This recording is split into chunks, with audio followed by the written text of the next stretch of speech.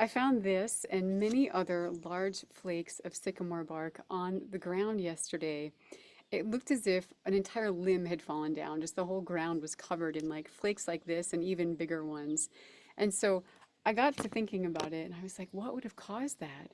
And I realized that the night before, it had been the first really cool night, like significantly cool night in a long time, in many weeks, because we had had many weeks of high humidity and high temperatures previous to this. And so then I was thinking, like, yeah, maybe what happened is that the bark just, flaked off and got, as it dried, it kind of contracted and flaked off with temperature change. So, anyway, this just got me thinking about all of the other aspects and different ways that the natural world is already showing signs of the seasons change. So today, during the Mindful Birdsit, we're going to explore all of the various signs of seasons change that the birds and nature are already beginning to reveal to us. Hey there. Thanks for joining the Mindful Birdsit. If you're new here, my name is Kristi, and I help people connect deeply to birds and nature while boosting their skills and elevating their confidence and helping them to fall more in love with life. If that's something you'd like to do, please consider subscribing right down below and sticking around. You can also join any number of my online courses like Identify Any Bird Anywhere. All right, let's get started. Okay, so everyone find your comfortable seat, get nice and cozy wherever you are, and let's take a nice deep breath in. And then you can exhale, let it go. On your next inhale, go ahead and fill your like your whole lungs, the sides of your body. Let your belly expand. Let everything just expand, expand, expand, and then let it go. Kind of in reverse, like contracting your chest wall, your belly, and then squeezing in your belly button all the way to your spine on your exhale, pushing it all out. Then hold it for just a moment and then inhale. And do that a couple of times on your own, allowing your breath to fully, fully expand and stretch your body and then contract. Allow yourself to feel that expansion and the contraction, just like I was talking about with the sycamore bark, the expansion and the contraction. Let yourself have that experience right now.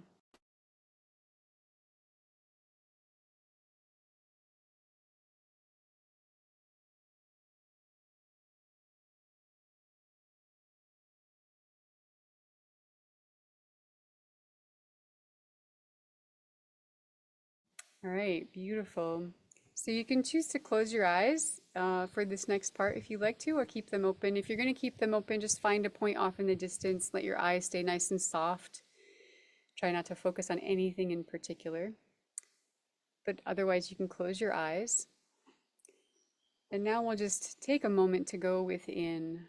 So we can start at the crown of our head, just noticing the connection, or you can, for the first time, maybe today, feel and experience the connection between yourself and the world above you, whatever you might want to call it, the heavens, the stars, whatever it might be up above you, the sky. Just feel that connection, almost as if there was a cord or a beautiful bright light, whatever color comes to your mind, whatever beautiful colored light you'd like to imagine, connecting the top of your head to that realm above us.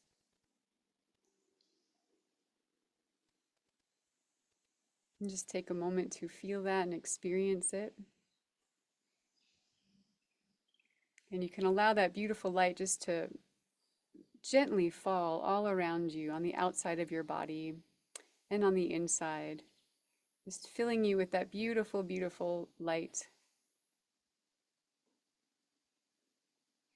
And now go ahead and find a place inside your body that just feels lovely right now. Whatever it is, it could be the funniest place, like your little pinky toe. Maybe your pinky toe feels so lovely right now. Maybe it just makes you smile or giggle.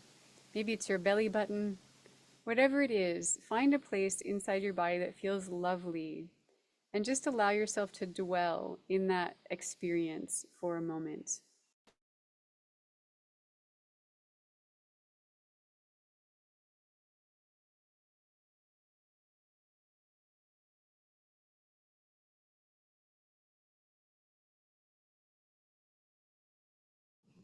feeling gratitude and appreciation for that part of your body. And lovely. And then you can now send attention to a part of your body that might be feeling a little crotchety, a little, I don't know, just something that's other than lovely. And you can just send your attention to that place and just allow it to be as it is. Maybe it's a stiff neck, maybe it's a popping knees, whatever it is in your body that's a little less than lovely, or maybe a lot less than lovely. Send some attention there right now and just let it be what it is. No need to change it. Just allow it to be however it wants to be in this moment.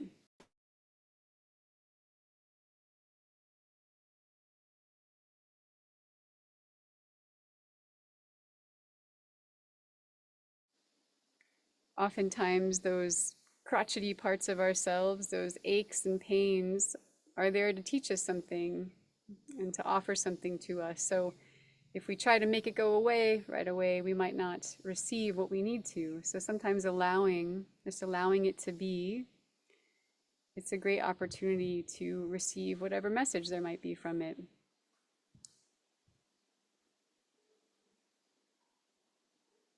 And so now you can bring yourself back to that lovely feeling that you experienced, whether it was from the light entering your body, that beautiful color that you attached to, or that place in your body that just felt lovely. And just imagine that this lovely feeling is just exuding further and further out of your body to the world around you. Maybe there's something that you are particularly fond of that's close to you. Maybe it's a plant, maybe it's a book on your shelf, maybe it's your telephone, whatever it is.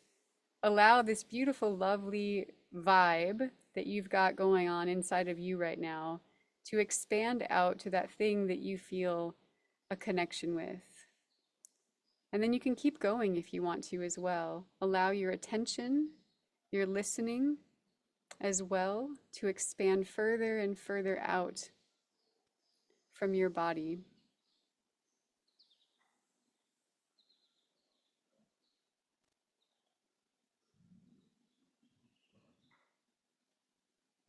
Just sharing that goodness, sharing your breath with the world around you.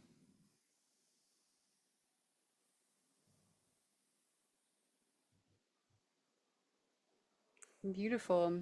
On your next inhale, go ahead and gently open your eyes if they were closed, and find something that's about 20, 30 or so feet away from you. Find one point to focus on. And just allow your eyes to stay nice and soft. And you're going to stay connected and focused on that one point while also expanding your vision in all directions. So going above and below.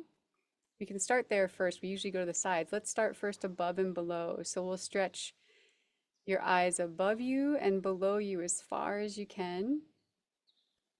And go until they become almost blurry, until your vision becomes almost blurry. And then stretch your vision out to the right and left. Again, allowing it to become blurry, if you will. And now just receive what your eyes want to receive, the subtle movements that may not have been visible before.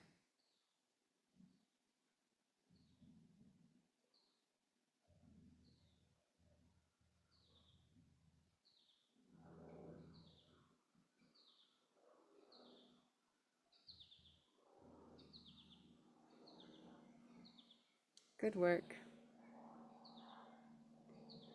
All right, so what we'll do today, today's practice will be focused on both the eyes and the ears and our felt sense as well.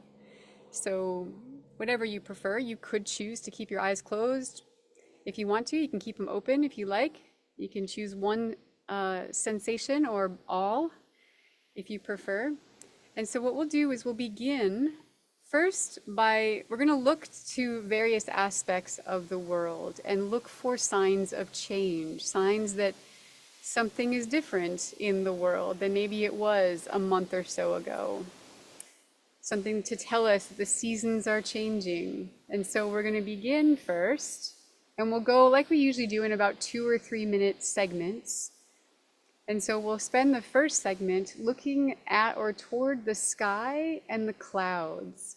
So just contemplating that, we'll just allow ourselves to dwell on the clouds in the sky and looking or just wondering about any signs of change. If it's too bright for you to keep looking up at the sky, you can just glance up at it from time to time, or find like an area to look at that's not quite so bright.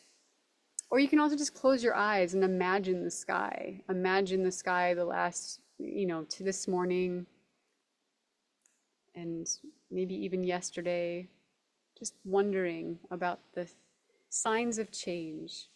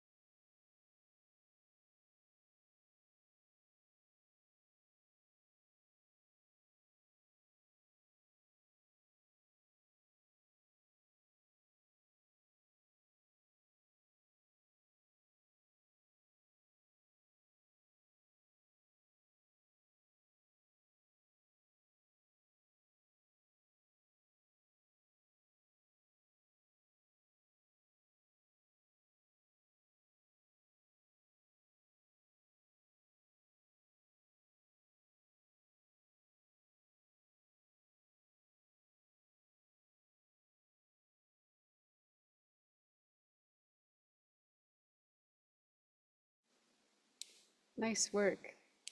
And so even though this is a mindfulness practice and we're contemplating things, the mindfulness piece is to stay with that aspect of the natural world that I'm inviting you to stay with. So to not get distracted, to keep pondering the sky even when your mind might wander to something else, like keep coming back to that. That's the mindful piece of this. So we're going to move on to another aspect or area of nature. And so now we'll contemplate the trees. So in what way are the trees showing us that the seasons may be changing? And there might not be anything.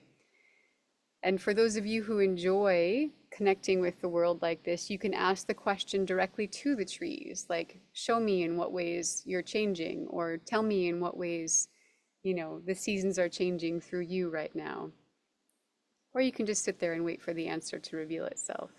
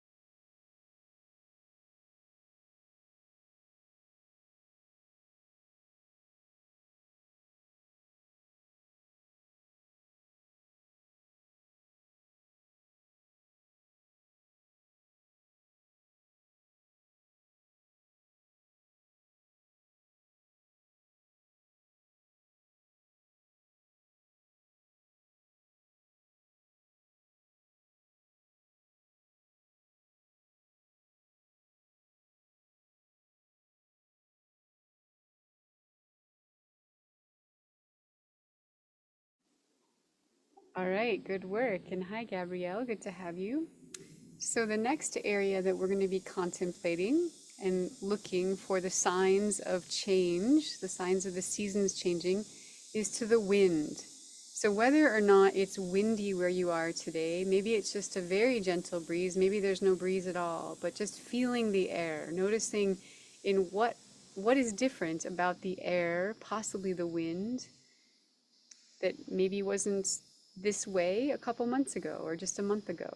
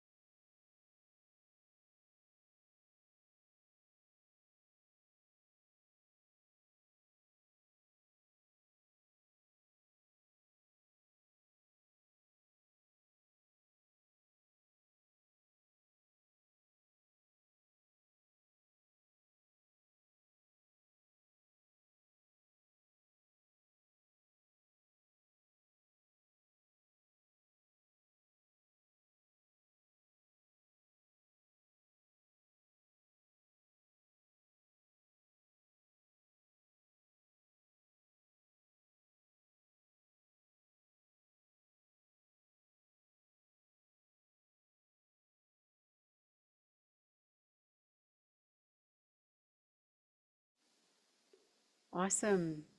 Now we'll shift over to the birds. So, asking the birds or observing the birds and wondering in what way are they revealing to us that the seasons are changing.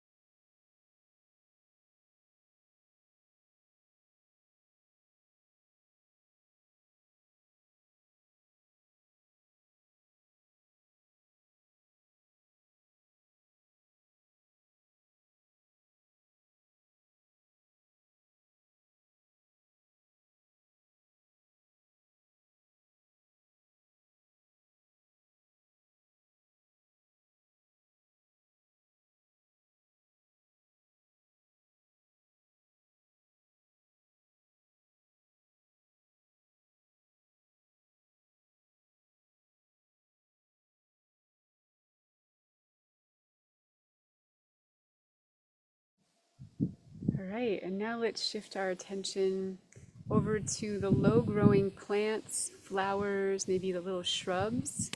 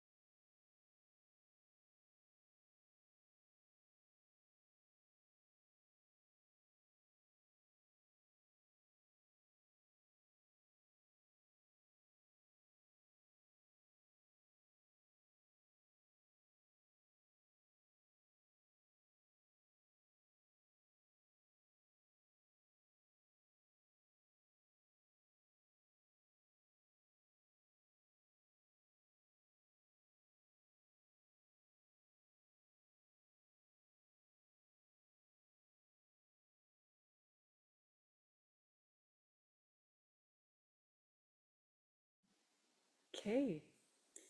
And now we can shift our attention to the mammals. Any mammals in your area, whether you see them or not, you can just be pondering their experience right now and how they're showing you the seasons are changing.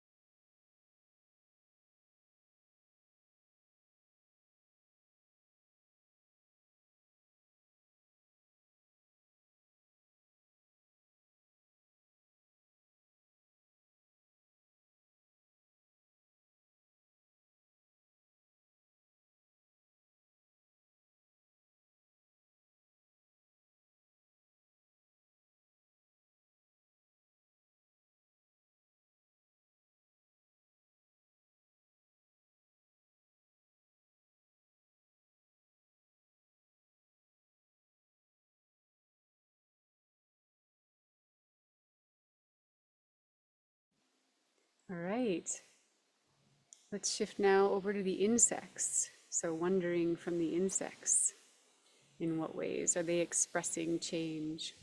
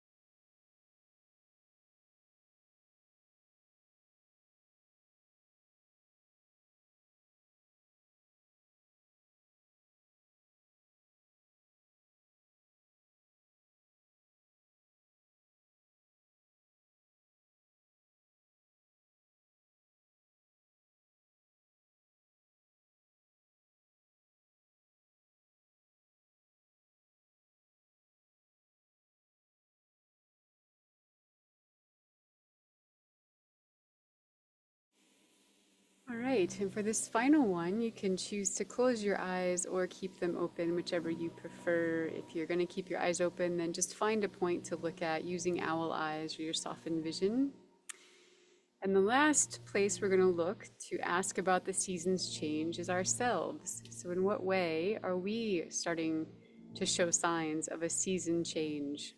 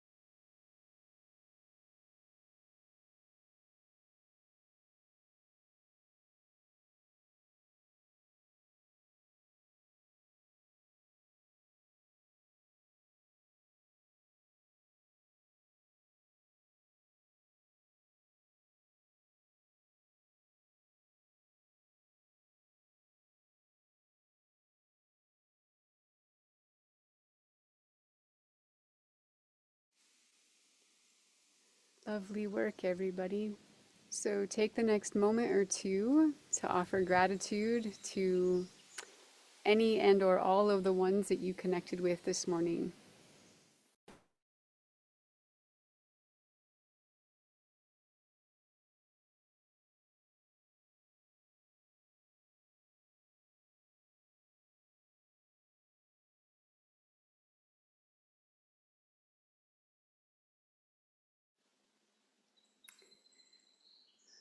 Lovely. So, as always, if anyone needs to head out, you're welcome to head out. You're always invited to stay for our chat at the end, where I think some of the most fascinating conversations happen. So, thank you for coming. And who would like to begin and share whatever occurred for you, what your experience of this practice was this morning?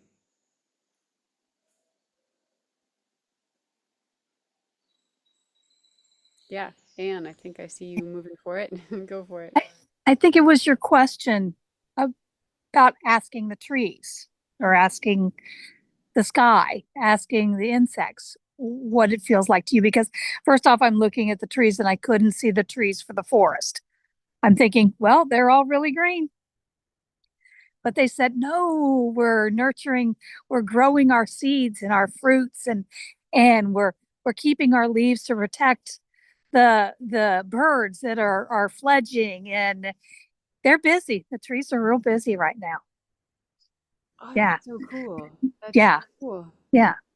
So that was very helpful. And everybody pretty much is saying they're growing stuff right now. Yeah. They're trying to continue their species and grow eggs and hatch eggs and insects. And the wind said, I'm trying to be gentle, you know, Mm, but sometimes the storms we got to show ourselves too. So mm-hmm, yeah, I think it was asking them what mm, they're doing. mm.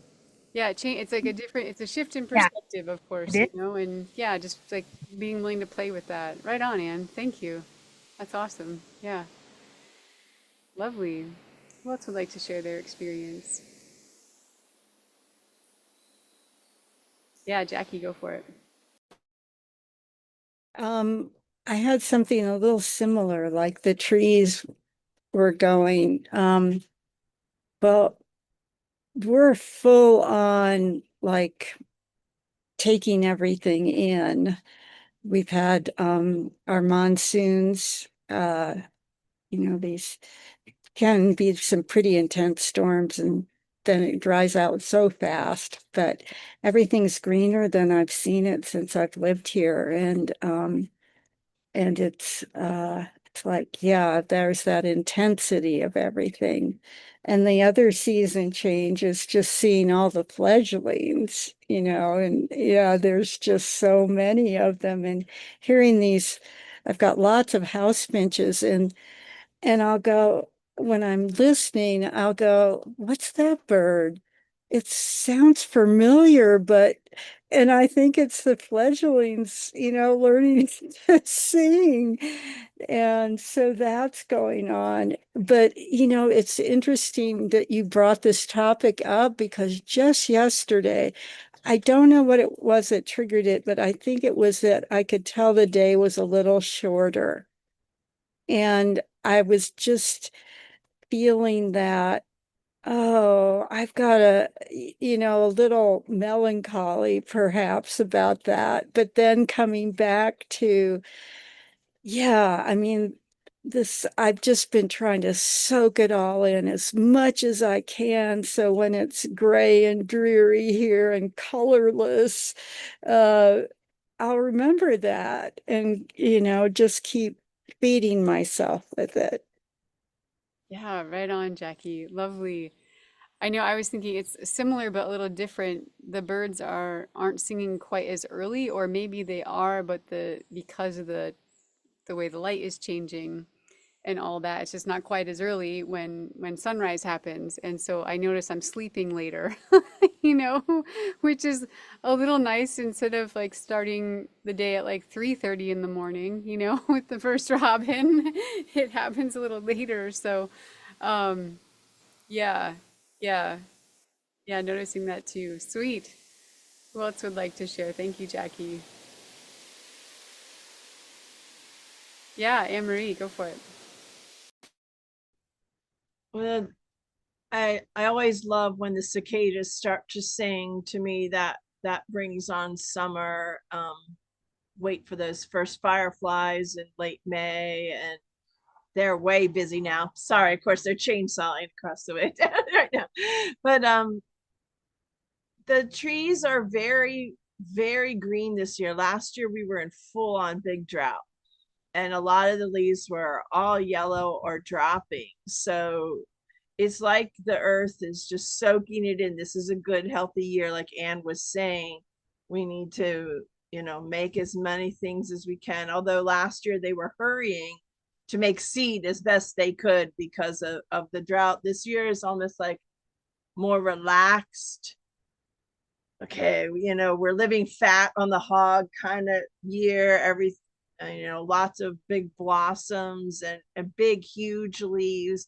The apples on my neighbor's tree are starting to fill in, and just really cool observations. Unfortunately, the little lanternfly nymphs are already full on now, and they're flying around. So try to squish everything I can find. But yeah, and the birds are chasing each other, but it's more the fledgling chasing the parent for food. Although while I was out here, I did watch a Cooper dive into where my bird baths were, and they had been singing and everything over there. And I said, but he ran smack into like the lilac bush. And I go, fledgling, he doesn't know what the heck he's doing. He didn't get anybody. And I was like, okay. So I was like, everybody is learning and experiencing the fat of summer right now before things get lean. And I have an urgency to do as much yard work as possible before the seasons change. And then my birthday was yesterday, so I look at my white hair and I go, okay, yeah, my seasons have changed a bit. So I can't do as much in one day as I can. So this was very connective for me. Thank you. Oh, yeah, happy birthday, Anne Marie. Thank We'll you. have, we'll have to sing you a happy birthday before we go. Uh, Yeah. That's sweet. Yeah, and I love the just where you went, your own exploration, like how you approached this, for yourself this morning. That was lovely. Yeah. And also just hearing your own experience of your land, from last year to this year and all that. Yep. Yeah. I know, Della, did you want to share or were you just touching? Yeah. Oh, sure. Yeah. Right. Hmm. When you're ready. Oh, yeah. Great, great. Oh, okay. Hmm. Well, it was interesting that I woke up this morning thinking just that about the seasons changing. And as we were going through this exercise, one of the things that just really stands out is that we have shorebirds returning. We just a week ago, we would have one or two here and there. And now all of a sudden, this week, we have large numbers, larger numbers. And some of the shorebirds that I haven't seen since, I don't know, the fall. I forgot when I saw them last, like the surfbirds and the wandering tattler and the turnstones. Anyway, so that, and then I'm noticing the crows are molting and they just look a mess. Feathers are like this way. And and other birds that are molting. And another trend I see is flocking. There are some birds like our oyster catchers and, and crows that flew over in a large flock just yesterday, which I haven't seen in a while. And I have my black oyster catcher who will be flying any day now. He's made it, this is 33 days, so he should fledge any day now, any hour. So Yeah. excited about that. So those were all changes in the season. That's a big deal with your oyster catcher kid. Yeah, Yeah. yeah, yeah. Yeah, thanks for all that, Della. There's a lot there, I think, with all of your observations. Yeah, and it seems I love that you brought up the flocking, your awareness around the flocking behavior. Yeah, I've started to notice that too with the grackles. They're always the ones I feel like that, at least from my awareness, they start to flock together again first, where I am. Um, and I started seeing that a little, I think when I was visiting Susie like a week or so ago, and I was like, oh, look at that. The grackles are starting to get together again, you know? It's just kind of a cool moment to start. I mean, their groups are small compared to what they will be, but still it's like different than just like small little family groups, you know, like a couple kids and whatever. It's just like, okay, all right, they're starting to hang out together again, and yeah, that's awesome. Nice job, Della. Um, yeah, Gabrielle, please go. I can give you the button if you need. I Thank got you. Okay. it. Well, I had a dream last night. You know, I work with dreams, and I had a really profound dream about I was with a mother who was about to give birth. She was like in labor, and a man who was supporting her, and then there was me. And then halfway through the dream, I realized I was both the mother giving birth and the crone, and not the man, but the man was supporting. So I woke up out of that dream. So it's like really about my seasons, you know, rebirth of consciousness, maybe now, instead of really a baby. And I had a cousin yesterday. I woke up to a message from a cousin who just gave birth to a baby, and a neighbor who just died yesterday morning. And so there was a lot of coming into this with, you know, seasons and birth. And but then I couldn't get into the Zoom. So I came in late, and I came in the place where you were talking about wind. And I'm looking, and there's no birds, no wind, no, it's like gray. And the more I started looking at the trees, the more I saw that there was wind, but it was just very subtle. And this weekend, I went to a outdoor Shakespeare um, performance in sorry in Griffith Park in this beautiful dell, and it got really, really windy. And I went, oh my God, the seasons are changing. You know, it was just like, I mean, so much so that we ended up leaving because it got too cold. And this is in Southern California, you know. So anyway, it just, I love how the synchronicity of what's going on in my life with your session. You know, it's, I've been hearing either the egrets or the herons just squawking. And then I went, are they migrating here or have they always been here? And it's so interesting. I've lived in this house for 40 some years, so it's nothing new, but I love that you are having us really notice. And so, yeah, thank you. Yeah, absolutely. It's interesting because sort of some of the things you were sharing, it's a little opposite for me because I haven't been in the same place for 42 years. I have a longing for that because there is such a depth of knowing, you know, that's possible when you can be in one place for so long. And I was just thinking, like, as I'm asking the questions of like, you know, what's new with the trees or the wind or the clouds? I'm like, gosh, I've only been at this place for like 2 weeks now or a week and a half, you know? I'm like, so is this new or is this just how this place is this time of year? You know, like I wasn't super sure, but I just let myself like settle into like, okay, so like, you know, I'm a traveler um, but what do I know about nature? And like what, again, like that's kind of where my question of like ask the trees, ask the wind, ask whatever, because I don't know the answer because I haven't been here for that long. Um, and what I heard, and again, I don't know if that's just how these trees sound, but the leaves sounded drier than I remember them sounding. Again, I was in a very different location. I'm in New England right now, and I was in the South before. So maybe that's that. But I just wondered, like, I wonder if the leaves are, like when they first come out and they're so soft and light and green, and, when the wind goes through them, it's like you hear it, but it's just different. And then as the season progresses and we get closer to fall, they get drier and if you hear them differently. And so, I, I'm hearing them right now, and it sounded dry to me somehow. And the other thing I've been noticing is that there's some oak trees out here, and they are dropping acorns already. In the not the hickory are also beginning to drop their nuts. Just the younger, like the smaller ones. Although I did find a pretty good sized hickory this morning.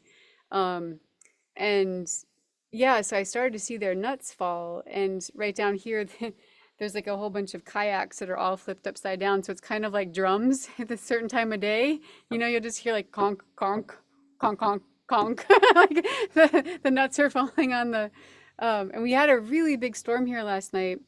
And it was kind of like, when you see a storm approaching and it looks really dark and really intense and just like it's just like this looming storm coming or foreboding, and it's the darkness came over us. And what I've noticed anyway with the storms is that you get the dark part first, and that's actually fine. Like nothing happens during the dark part. But then oops, maps phone interesting. But then like after the dark part leaves, then it's like the storm comes, all the rain comes and whatever. And so I we were watching, and there was this heron that flew in like while it was windy and the darkness was here, and it flew up to the trees, up to the oak. And then after maybe like I don't know, 2 minutes, it flew, it turned around and like went back the way it came. And I just wondered if like because you'd hear a lot of acorns falling at that time. So I just wondered like, is that, did it maybe get bonked on the head and it was like, I'm getting out of here? Or maybe it started to notice that the acorns are falling. It's like, hey, I'm going to get out of here. So anyway, yeah, so those are some of the awarenesses I've had with and my again, I'm not sure if this is just a location thing, but my hair is not quite so frizzy in terms of like season change. So it's drier now. It was really humid when I first got here, and the last couple of days have been very dry. And so my hair's not like poof. It's like, oh, okay, I like the dryness. This is good. So anyway, that's an awareness for myself. Yeah. And yeah. Awesome. And I just see that someone just arrived, and I don't know who you are because it just says Maps phone. So if you would like to turn on your video so we can see who you are, that would be great.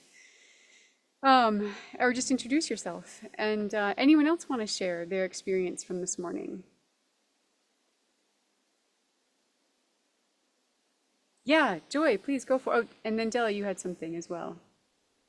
Well, it is the change of the season today, and it's beautiful because it's so nice and cool. It's going to be about a high of 19 degrees, which I think is about 66 or something.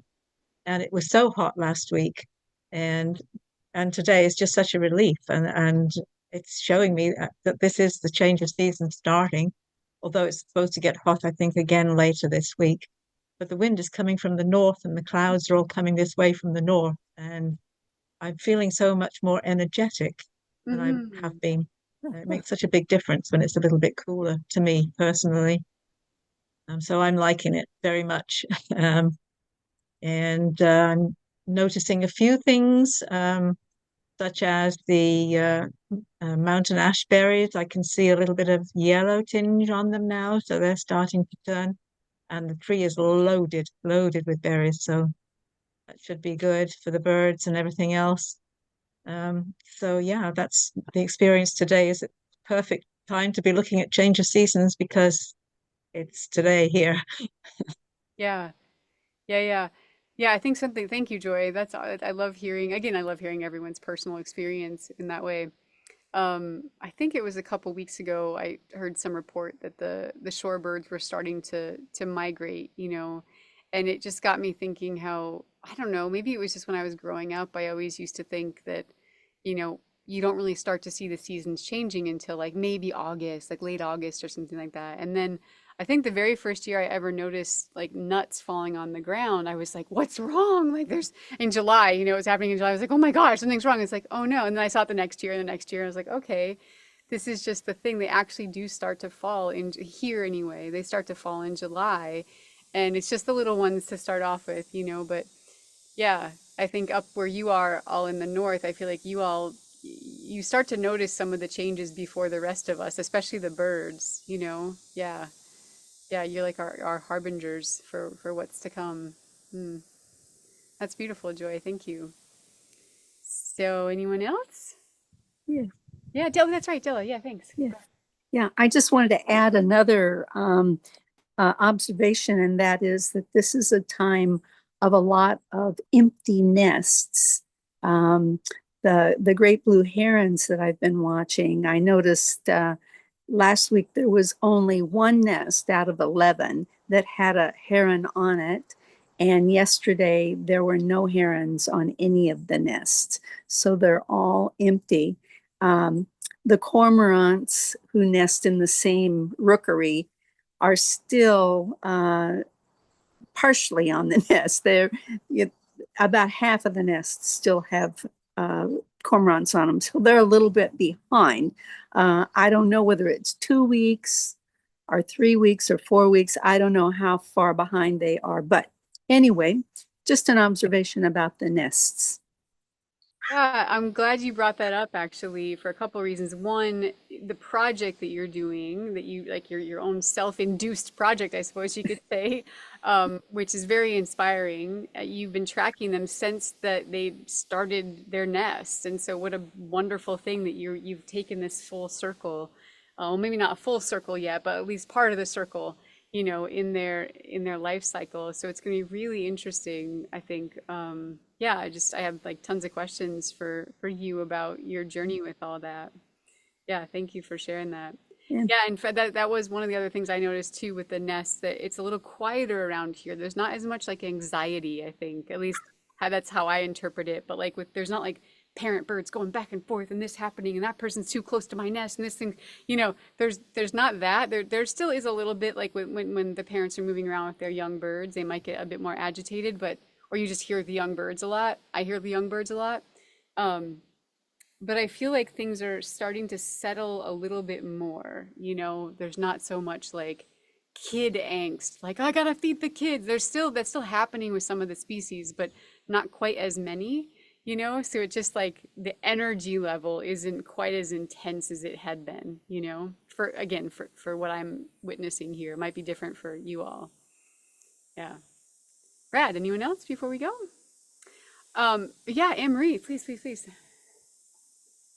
Well, just kind of to echo what Della was saying, the purple martins that I've been going and helping to nest check. I think this next Saturday will be probably our last check, and we only had a few more nests that had chicks that were really close to fledging, and you could tell there were less adults flying about. And by August, they're heading to Portugal, and I mean not Portugal, to Brazil to speak Portuguese. Sorry, I got mixed up because my best friend from college is from Portugal. So anyway, so I always connected that. I thought that was really neat. But they've been fun to watch because they came in March and they're about to go away again, and then I won't see or hear them again until March. So definitely seasonal change with the swallows. So yeah. Wow, yeah, yeah, yeah. Yeah, how lucky to get to, for you also, you've had the really long observation period with the purple martins, you know. Well, maybe we'll all have to do either masters or in the roost, we'll have to do a share of anyone who's had like long-term observations this season, you know. It'll be interesting to hear what you all have witnessed, anyone who's taken on like your own personal projects or just, you know, passion projects, if you will. Um, yeah, rad. This is fun. Thanks, you all. It's really fun to hear what's happening in everyone's world and to connect with you all in that way, to connect with your place, you know, as well as you. And one thing I thought I would just put out there, this is a total change of subject, but I am currently looking for a little cottage somewhere in the New England area. So if anyone knows of a friend or whoever that has a little cottage that they'd like to rent out um, to a bird nerd, let me know about it. And yeah, we're good to go for next week. I don't think there's any holiday happening, so I think that's the last message I have for you guys. Anyone else have anything before we go? Good? All right. Thanks, everybody. So good to see you all. And we'll see you next week. Enjoy. Have fun. Bye.